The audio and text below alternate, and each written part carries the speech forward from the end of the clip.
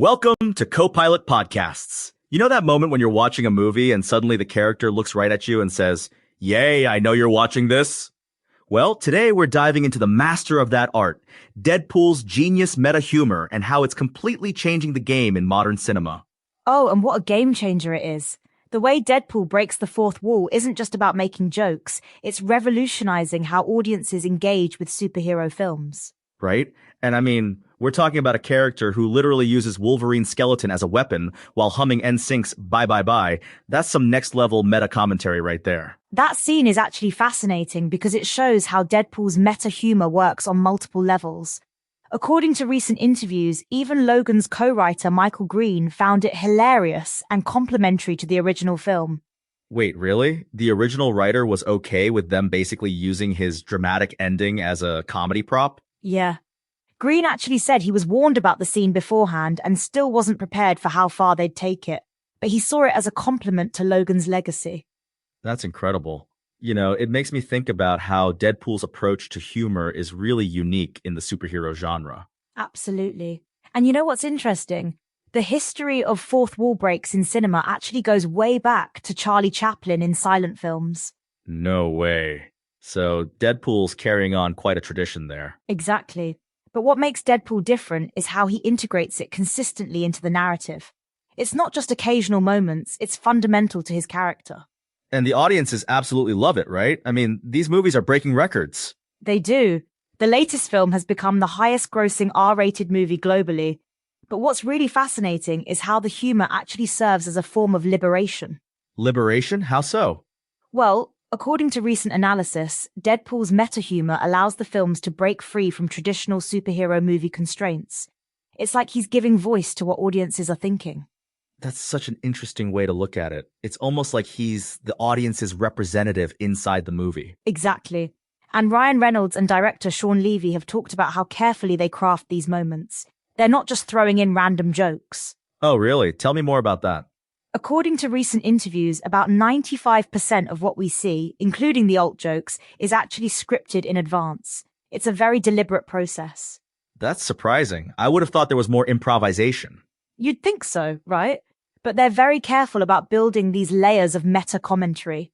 Take that Gossip Girl joke about having 207 bones. It works on multiple levels. Oh yeah, that's the one referencing Blake Lively, right? Exactly. It's a perfect example of how they weave personal references, pop culture, and fourth wall breaks together seamlessly. You know what I find fascinating? How this style of humor actually helps people process difficult topics. That's a really important point.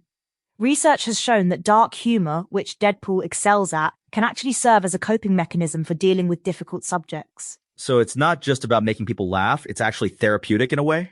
Precisely. Studies indicate that this type of humor allows people to confront challenging topics in a way that feels less threatening. That's really profound.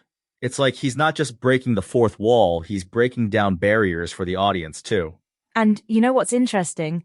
The MCU specifically chose to keep this aspect of the character when bringing him into their universe. That must have been a big decision for them, right? Huge. Because now you have a character who can literally comment on being bought by Disney and joke about the MCU's current state. That's got to be both terrifying and liberating for the writers. Absolutely. And it creates this unique relationship with the audience. They're in on the joke with Deadpool. It's almost like he's creating a parasocial relationship with viewers, isn't it? Exactly. When he looks directly at the camera and makes a comment about the studio's budget, he's inviting viewers to be complicit in his meta commentary. And that must be why these moments resonate so strongly with audiences. Right. The films consistently show that audiences remember these fourth wall breaks more vividly than traditional superhero moments. Is there any data on that? Actually, yes. Studies show that viewers remember villain storylines and meta moments about 60% more clearly than traditional hero narratives. That's a pretty significant difference. And it speaks to how this style of storytelling creates a different kind of engagement with the audience. You mentioned earlier about liberation. Can you expand on that? Well, by acknowledging the artifice of the superhero genre, Deadpool actually frees both himself and the audience from its constraints. That's fascinating. So he's kind of like our guide through the absurdity of it all? Exactly. And this approach has actually influenced how other superhero films handle their own self-awareness. Really? How so? Well, we're seeing more superhero films willing to poke fun at their own tropes and conventions. Deadpool really opened that door. It's like he gave permission for the genre to laugh at itself. Precisely. And that self-awareness has become increasingly important as superhero films evolve. Do you think this approach will continue to work as audiences get more sophisticated? Based on current trends and box office numbers, absolutely. Audiences are craving this kind of intelligent, self-aware commentary. It's really changing how we think about superhero narratives, isn't it? Completely. And what's fascinating is how it's influencing storytelling beyond just superhero films. Oh, really? In what ways? We're seeing more films across genres experimenting with meta-commentary and fourth wall breaks, though few do it as effectively as Deadpool. That's quite a legacy for a character who started as a comic book parody. And it shows how powerful well-crafted meta-humor can be in connecting with modern audiences. Speaking of modern audiences, how do you think this style resonates with younger viewers? Studies show that younger audiences particularly appreciate this kind of self-aware humor. They're very attuned to meta-commentary. That makes sense. They've grown up with more media literacy. Exactly. And Deadpool's style of humor perfectly matches their understanding of how media works. It's really remarkable how a character can be both irreverent and innovative at the same time. That's the genius of it, using humor to push boundaries while still maintaining emotional authenticity. And speaking of emotional authenticity, that's something that really comes through in these moments, doesn't it? Absolutely. The meta-humor works because it's grounded in genuine character moments and real emotions. Well, this has been absolutely fascinating. Any final thoughts on where this style might go next? I think we're just seeing the beginning. As audiences become more sophisticated, this kind of meta-commentary will become even more integral to storytelling. And there you have it, folks. Thanks for joining us on Copilot Podcasts. Remember, sometimes the best way to break new ground is to break the fourth wall first.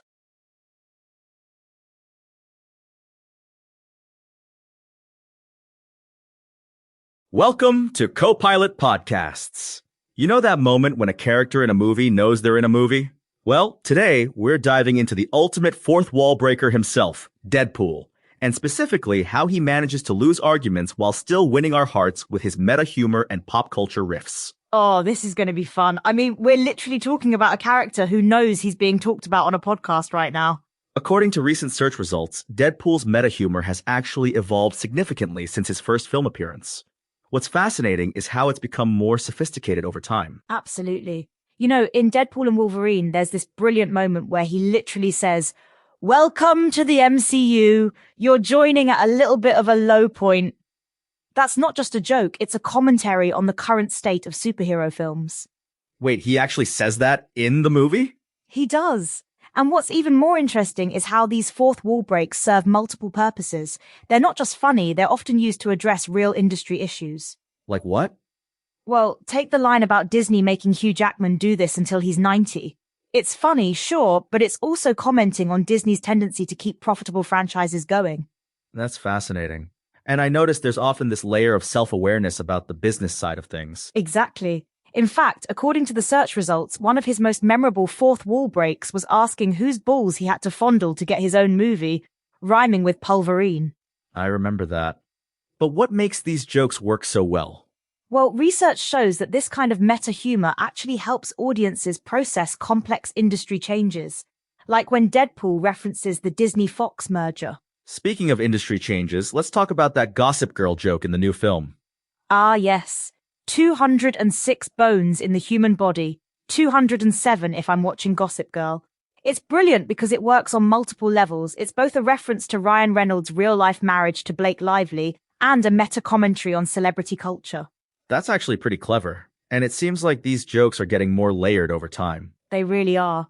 The search results show that in Marvel Rivals, they've even incorporated his fourth wall breaking into gameplay mechanics. Oh, really? How so? He can actually upgrade his abilities by reading comic books in-game and take selfies with defeated enemies for invulnerability. It's meta-humor translated into gameplay mechanics. That's incredible. It's like they're finding new ways to break the fourth wall.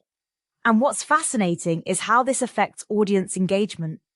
Studies show that this kind of meta-commentary actually increases viewer investment in the story.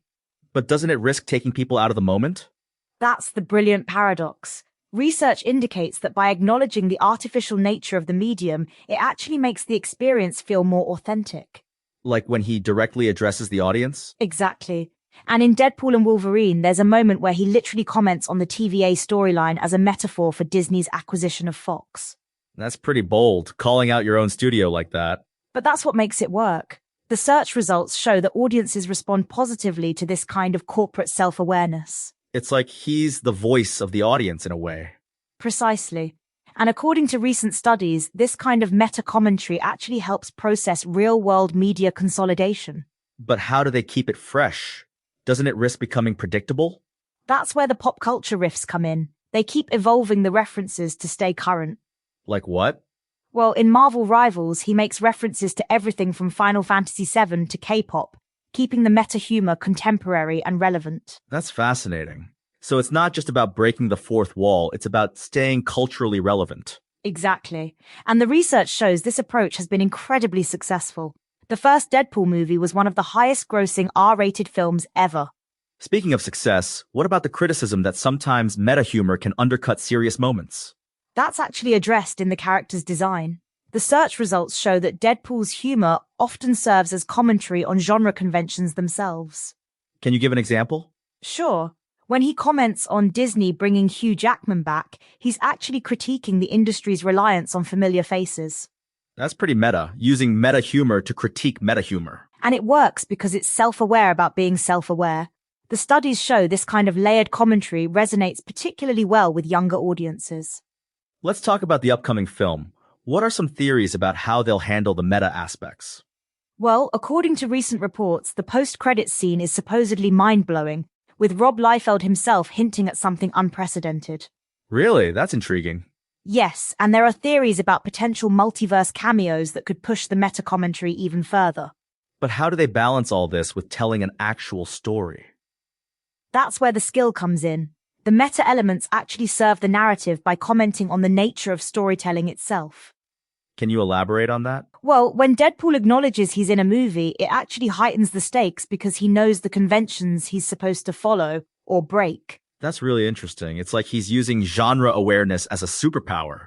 Exactly. And according to the research, this kind of genre-savvy character actually helps audiences process complex narrative structures. But doesn't it ever get too clever for its own good?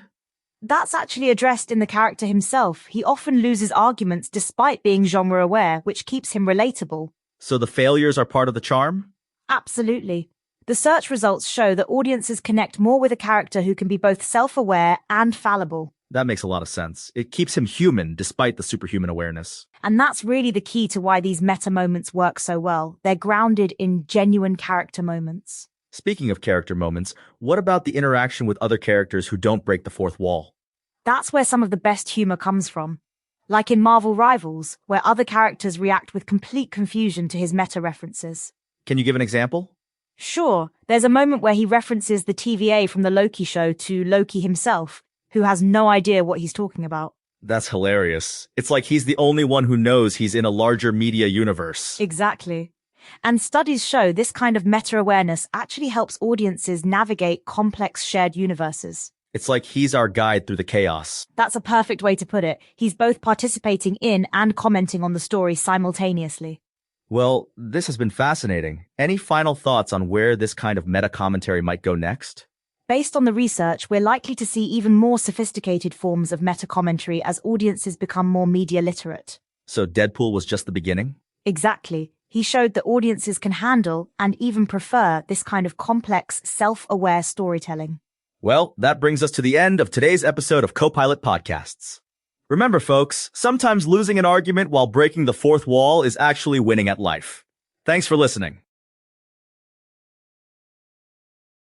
Welcome to Copilot Podcasts. You know that moment when a movie character knows they're in a movie? Well, today we're diving into the wildest example ever, the Deadpool scene where he literally loses an argument with himself about breaking the fourth wall. By the end of this episode, you'll understand how this changed superhero movies forever. Oh man, this is such a perfect example of how meta-humor can completely transform a genre. Like, we're not just talking about a few winks at the camera here. Right? And what's fascinating is how this scene actually works on multiple levels. Can you break down what makes it so special? Well, according to the search results, Deadpool's fourth wall breaks have become legendary in superhero cinema. The movie actually broke records and changed how we think about superhero humor. Wait, it broke records? How so? Yeah, it became one of the highest grossing R-rated movies of all time. But what's really interesting is how it used humor to rebel against the system, literally becoming a form of philosophical liberation. Philosophical liberation? Through dirty jokes? You've got to explain that one. So here's the thing. According to research, Deadpool's meta-humor works on 3 levels: liberation of self, liberation from systems of oppression, and liberation of the superhero genre itself. That's actually pretty deep for a character who makes Gossip Girl jokes. Speaking of which, that's actually one of his most famous fourth wall breaks. In the new movie, he says there are 206 bones in the human body, 207 if he's watching Gossip Girl, a reference to Ryan Reynolds' wife, Blake Lively. Oh my god, I didn't even catch that connection. But let's go back to this idea of genre liberation. How exactly does that work? Well, before Deadpool, superhero movies were getting pretty formulatic. Everyone was trying to copy the Marvel Cinematic Universe model. Yeah, I remember that period. It was all shared universes and origin stories. Exactly. But Deadpool came along and just completely shattered those expectations. The search results show that it brought something entirely different to a saturated market. And it wasn't just about being different for difference's sake, right? Not at all. The meta-humor actually served a purpose. Studies show that audiences remember villain storylines 60% more clearly than hero storylines, and Deadpool's self-awareness plays with that expectation. That's fascinating. So by breaking the fourth wall, he's actually helping us engage more with the story? Exactly. And get this, research indicates that people who engage with complex villain narratives often display higher emotional intelligence. Wait, so watching Deadpool might actually make us smarter? Well, it's more nuanced than that. It's about processing complex emotions in a safe way through humor. You know what's wild? This all started way before the movies. Oh yeah, there's this incredible bit of foreshadowing. In 2004, in a comic called Cable and Deadpool, Wade actually mentioned Ryan Reynolds by name. No way. Before Reynolds was even attached to the role? Yep. He said he looked like a cross between Ryan Reynolds and a Sharpay. They even misspelled Reynolds' name in the comic. That's some next-level meta-humor right there. It's like the character knew who would play him. And that's exactly the kind of thing that makes Deadpool's humor so special. It exists on multiple levels simultaneously. Can we talk about how this style of humor has evolved over time? Sure. It actually goes back to the 1960s Batman TV show, which was accidentally revolutionary in its camp approach. Oh, right, with Adam West and the POW. Graphics? Exactly. According to film historians, that show created this fascinating tension between parody and sincerity that later influenced everything that came after. But Deadpool takes it to a whole new level, right? Absolutely. The search results show that Deadpool's meta-humor is specifically designed to subvert expectations and comment on the genre itself. And it seems like audiences really respond to that. They do. Netflix reported that shows with morally ambiguous protagonists have 40% higher completion rates. People love characters who can comment on their own story. That's really interesting. So breaking the fourth wall actually helps create stronger audience engagement? Exactly. And in Deadpool's case, it goes even further. The character actually fought against the fourth wall itself in one comic storyline. Wait, what? How does that even work? There was this villain called the Manipulator who was literally the embodiment of the fourth wall, and Deadpool had to fight to regain his ability to break it. That's meta on a whole other level. And it shows how the character's awareness of his fictional status isn't just a gimmick, it's fundamental to who he is. Let's talk about the impact this has had on superhero movies as a whole. Well, according to current box office trends, audiences are increasingly drawn to superhero films that can poke fun at themselves. Is that why we're seeing more comedy in superhero movies now? Partly, yes, though some critics argue that Marvel movies sometimes overdo it with the quips and jokes. But Deadpool's different, right? The humor feels more purposeful? Exactly. Because it's not just about making jokes, it's about using humor to comment on the genre itself. And that's why it works so well? Yes, because it's authentic to the character. The humor isn't forced, it's an essential part of who Deadpool is. You mentioned earlier about this being a form of liberation. Can you expand on that? Sure. By breaking the fourth wall, Deadpool frees himself from the constraints of traditional storytelling. He can comment on plot holes, lampoon cliches, even criticize the studio system. Like when he jokes about Disney buying Fox? Exactly. And that kind of meta-commentary actually helps process real-world events through humor. It's like he's giving voice to what the audience is thinking. Precisely. And research shows this kind of self-aware humor can actually increase audience engagement with social issues. That's pretty powerful for a character who makes Pinocchio jokes. Speaking of which, did you know they had to replace one joke in the new movie for being too vulgar? They replaced it with that Pinocchio line. Wait, something was too vulgar for Deadpool? Yeah, though the director said they have a pact never to reveal what the original line was. Now that's meta. We're literally discussing a joke we can never know about. And that's part of what makes Deadpool's humor so effective. It creates these layers of meaning and inside jokes with the audience. So what's next for this style of meta humor in superhero movies? Well, according to industry trends, we're seeing more superhero films embrace self-awareness and genre subversion. But nobody quite does it like Deadpool, right? No one. He's unique because the fourth wall breaks aren't just jokes, they're an essential part of his character's DNA. So when he loses an argument with himself about breaking the fourth wall, he's actually winning by losing because even the argument itself is a fourth wall break. Mind blown. And on that meta note, thanks for joining us on Copilot Podcasts. Remember, folks, sometimes losing an argument with yourself is the best way to win over an audience.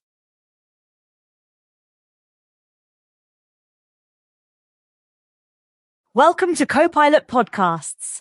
You know that moment when you're watching a movie and suddenly the character looks directly at you and says, "Yay, I know you're watching this." Today, we're diving into the genius of Deadpool's meta humor and fourth wall breaks, how they work, why they matter, and what they mean for modern storytelling. and it's fascinating because Deadpool isn't just breaking the fourth wall for laughs, there's actually a whole system to how it works. Wait, really? There are actual rules to this? Oh, absolutely. Ryan Reynolds actually explained this recently. Only Deadpool can break the fourth wall. If anyone else did it, it would completely undermine the stakes of the story. That's fascinating. So it's like he has this special superpower that no one else has? Exactly. And you know what's really interesting? This approach actually makes the other characters more believable. When Deadpool's the only one who can see the audience, it helps us invest more in everyone else's reality. Like it creates this interesting contrast? Right. As Reynolds put it, you want to believe the villain is truly a villain, and you want to take other characters seriously. Deadpool gets to undermine that because he's basically the unreliable narrator.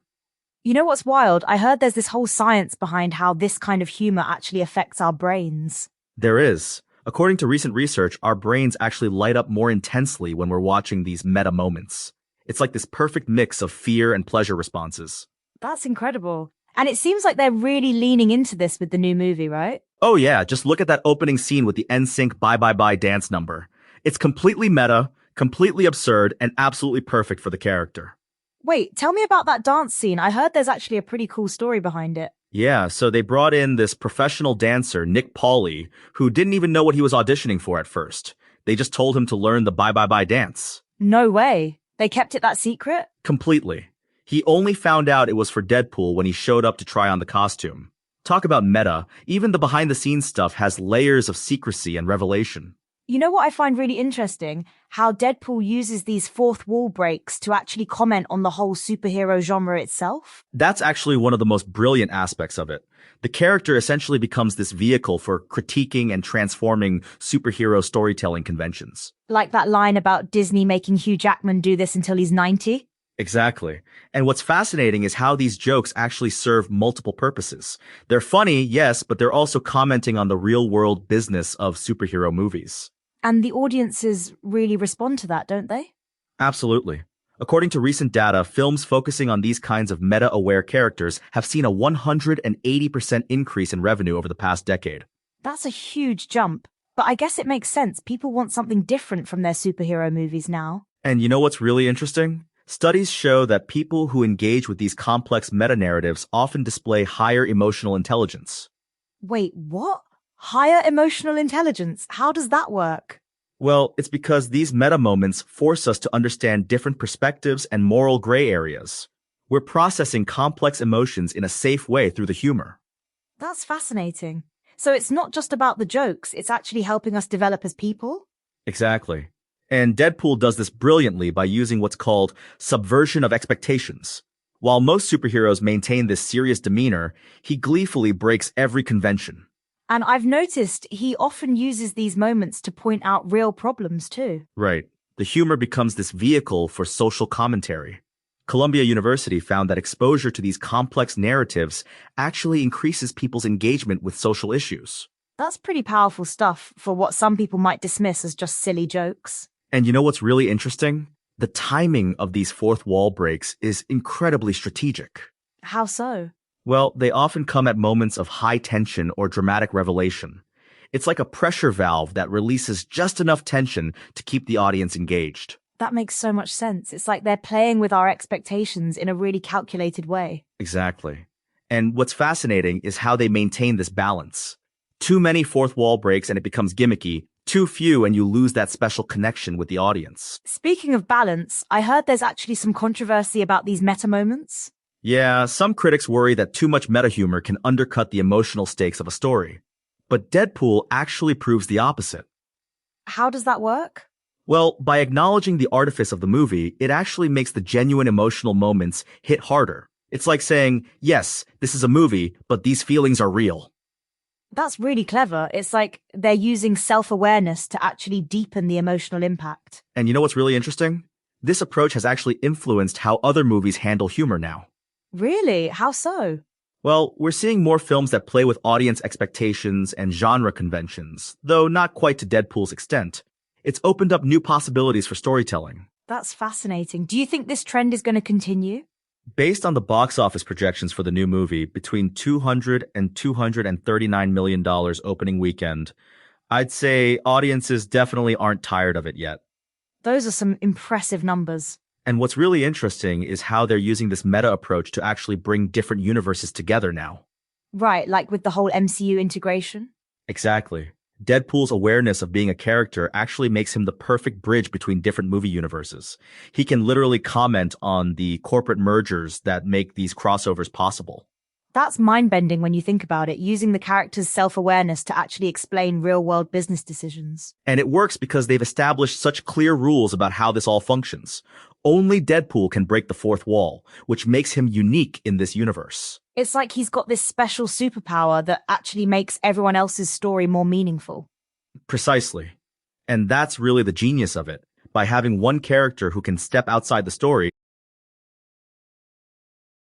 they actually make the story itself stronger. You know what's really interesting? How this affects the way other characters react to him. Right.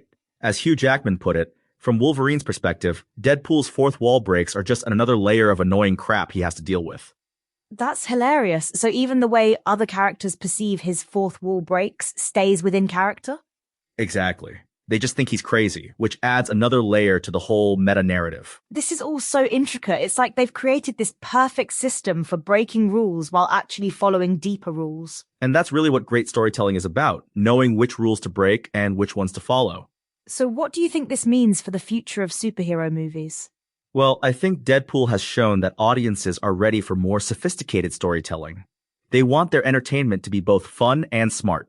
And maybe more importantly, they want stories that acknowledge their own existence as stories? Exactly. In a world where we're all more media savvy than ever, this kind of self-aware storytelling just makes sense. Well, this has been absolutely fascinating. Any final thoughts on Deadpool's meta mastery? You know, I think what makes it all work is that beneath all the jokes and fourth wall breaks, there's this genuine understanding of what makes stories matter to people. And that's what keeps audiences coming back, the perfect balance of subversion and sincerity. Absolutely. In a way, by constantly reminding us we're watching a movie, Deadpool actually helps us forget we're watching one. And that's real movie magic. Well, that's all for today's episode of Co-Pilot Podcasts. Remember, the next time a character looks directly into camera and winks at you, they're probably not breaking the fourth wall. They're just not Deadpool.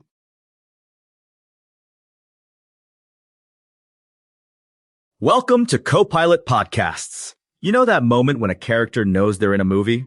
Well, today we're diving into what might be the most meta moment in superhero film history, when Deadpool literally loses an argument with his own movie script. Oh, this is going to be fun to break down. I mean, we're talking about a scene that basically took everything we know about fourth wall breaks and cranked it up to 11. Right? And what's fascinating is how much work went into making something so chaotic feel so natural. The The search results show that Ryan Reynolds and director Sean Levy actually spent months perfecting the script. Yeah, and here's what's really interesting. According to their interviews, about 95% of what we see was actually written in advance. Even those seemingly improvised moments were carefully crafted. Wait, seriously? Even all those random pop culture references?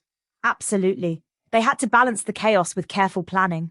The writers actually developed multiple layers of jokes and references, testing each one to make sure it landed. You know what's wild? I found out that Deadpool has been breaking the fourth wall in comics since way before the movies.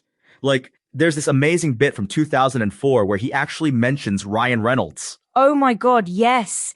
In Cable and Deadpool Nutco 2, he literally says he looks like a cross between Ryan Reynolds and a Shar-Pei. This was years before Reynolds was even considering playing the character. Talk about life imitating art, huh? And you know what makes this scene particularly special? It's not just breaking the fourth wall for laughs, it's actually advancing the plot while doing it. Can you break that down a bit? Well, according to the research on superhero film narratives, most meta moments are just quick jokes. But here, they're using it to actually drive character development and story progression. That's fascinating. And I noticed they're not just referencing other movies, but actually commenting on the whole superhero genre itself. Exactly. And that's what makes it so effective. The scene is actually critiquing superhero movie tropes while simultaneously embracing them. You know what's really interesting? The search results show that this kind of meta humor actually helps audiences process complex storylines. Right, it's like a pressure release valve. When things get too convoluted, Deadpool just turns to the camera and says what everyone's thinking. And apparently it works. The movie's been incredibly successful, crossing that $1 billion mark. Yeah, but here's what's really cool. They didn't just throw in random jokes. The writers actually structured the humor to build on itself throughout the scene. Oh, really? How so? Well, each fourth wall break gets progressively more complex. They start with simple audience acknowledgement and build up to literally arguing with the script itself. That's some serious attention to detail. And you know what's fascinating? The research shows that this kind of meta humor actually increases audience engagement. People remember these scenes better than traditional superhero moments. I read something interesting about that. Apparently, films with morally ambiguous protagonists who break the fourth wall have 40% higher completion rates on streaming platforms. That's exactly right. And Deadpool really pioneered this in the superhero genre. Before him, fourth wall breaks were mostly seen in comedies. You mentioned the writing process earlier. Can you tell us more about how they developed these scenes? Sure. According to Sean Levy's interviews, they actually wrote multiple versions of each fourth wall break, testing them with different audiences to see which ones landed best. That's way more scientific than I would have expected. Oh yeah, and here's something cool. They even brought in Blake Lively to critique certain scenes. Her feedback actually led to some crucial reshoots. Wait, really? Ryan Reynolds' wife helped shape the movie? Absolutely. According to the interviews, her notes actually changed how they handled some key emotional beats in the film. That's amazing. It really shows how much thought goes into every aspect of these scenes. And you know what's really interesting? The research shows that this kind of collaborative approach to meta humor actually makes it more effective. How so? Well, when you have multiple perspectives contributing to the humor, it tends to resonate with a broader audience. It's not just one person's comedic vision. That makes a lot of sense. And I guess it helps prevent the meta humor from becoming too inside baseball. Exactly. They had to make sure the jokes worked for both hardcore fans and casual viewers. You know what's fascinating? The search results show that superhero films with strong meta elements actually perform better internationally.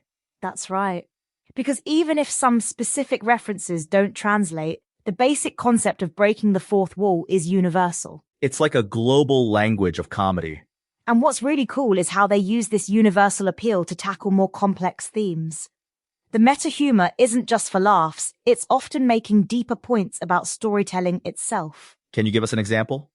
Well, when Deadpool argues with his own script, he's actually commenting on how stories can sometimes feel predetermined or formulaic. That's pretty deep for a superhero movie. And that's exactly why it works. The research shows that audiences appreciate when these movies don't talk down to them. Speaking of audiences, I found it interesting that studies show people who enjoy these meta moments often display higher emotional intelligence. Yeah, because it requires you to hold multiple levels of meaning in your head at once. You're following the story while also acknowledging it's a story. That's fascinating. It's like mental gymnastics, but with jokes. Exactly. And the writers have to carefully balance these elements to make sure it doesn't become too confusing or too simplistic. How do they manage that balance? According to the interviews, they use what they call the three-layer approach. There's the surface joke, the meta-commentary, and then the deeper thematic resonance. So there's something for everyone to grab onto. Precisely. And that's why these scenes tend to reward repeated viewing. You catch different layers each time. You know what's really interesting? The research suggests that this kind of layered meta-humor actually helps movies age better. That's right. Because even if specific pop culture references become dated, the structural humor remains relevant. It's like building in your own timelessness. And that's exactly what makes these scenes so special. They're not just funny, they're actually pushing the boundaries of what superhero movies can be. Do you think we'll see more of this kind of meta-humor in future superhero films? Based on the success we're seeing, absolutely. But the trick will be doing it in fresh ways that don't just copy Deadpool's style. That's going to be quite a challenge. Definitely. But that's what makes these moments so special. When they work, they really work. Well, I think that's a perfect place to wrap up our discussion of this incredible scene. Thanks for joining us on Copilot Podcasts, where we've learned that sometimes the best way to win an argument is to lose it, especially when you're arguing with your own movie script. And remember, folks, just because you're breaking the fourth wall doesn't mean you have to break the movie. Sometimes the best meta moments are the ones that make the story stronger.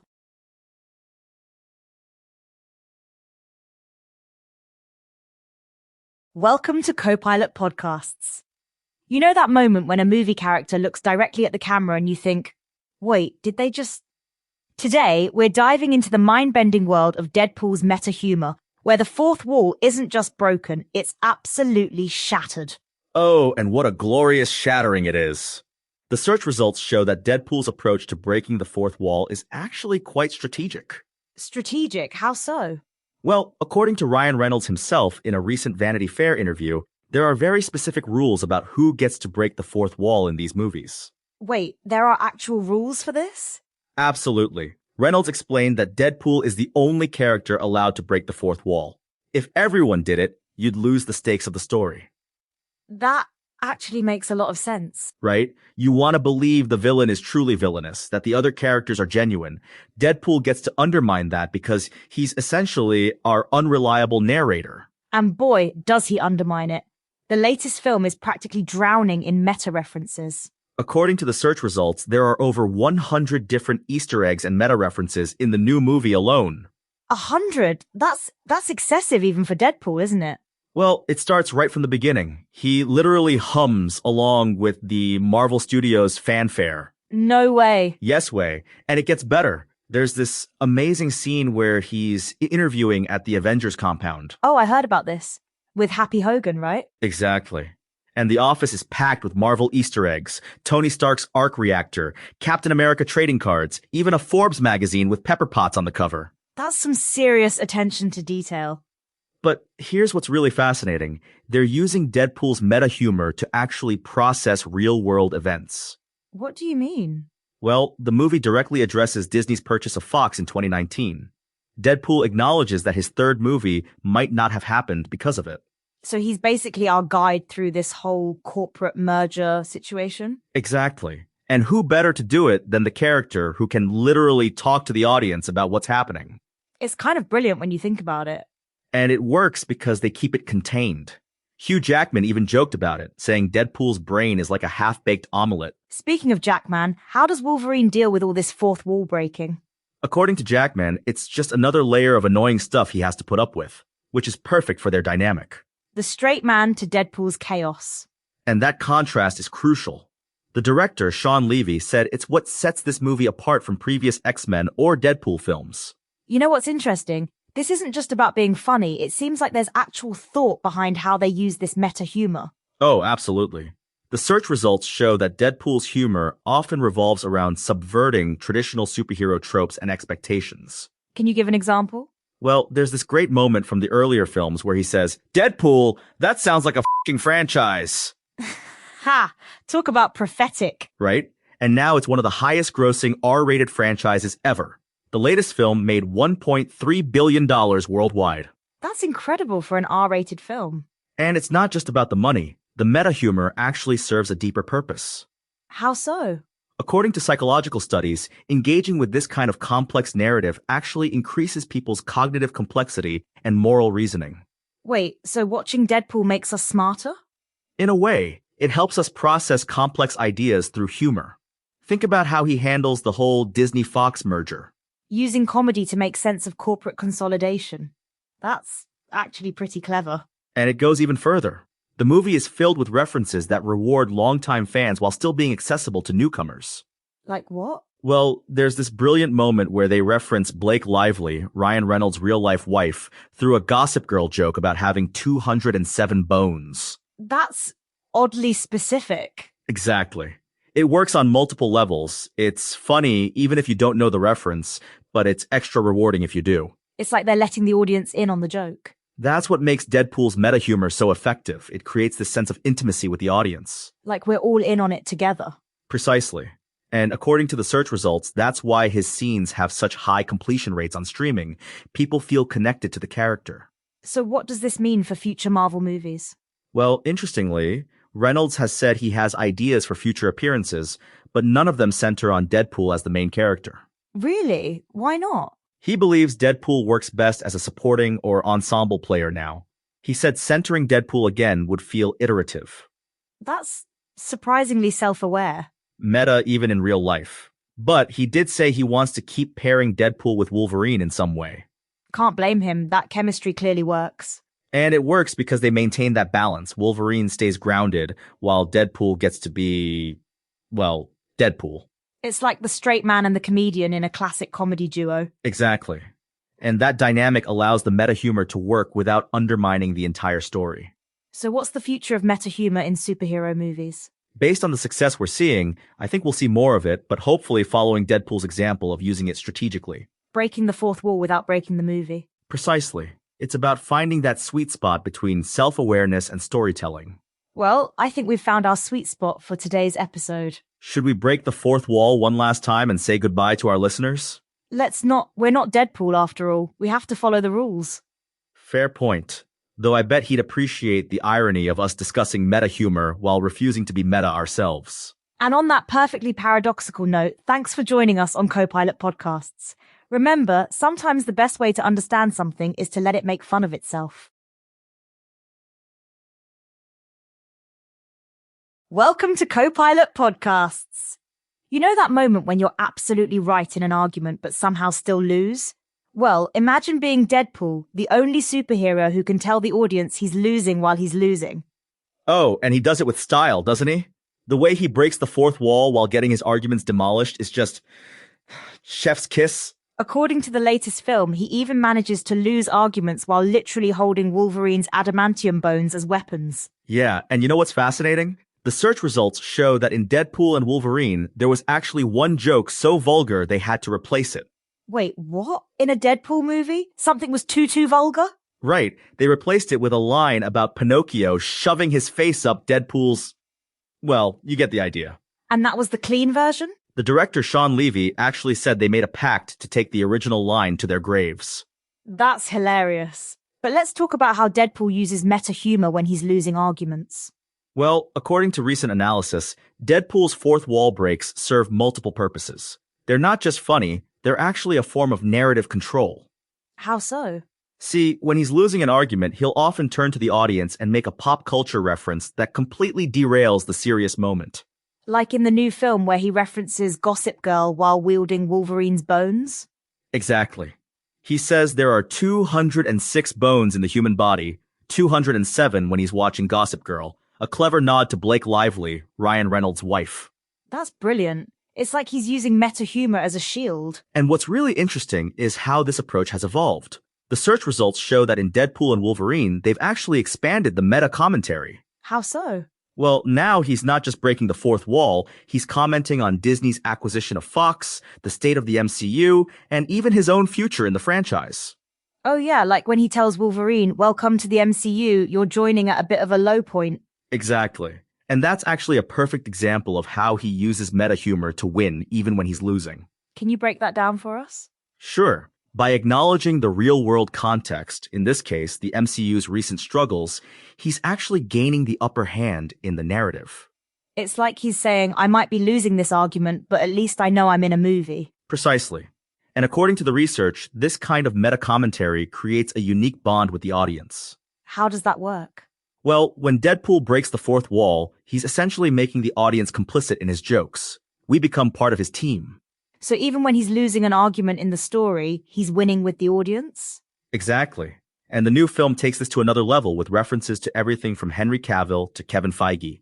Speaking of which, I heard there's a whole thing about the Cavill joke. Oh yeah, that's one of the film's best meta moments. It's a direct reference to Henry Cavill joining the MCU. And this is all part of his strategy for winning while losing?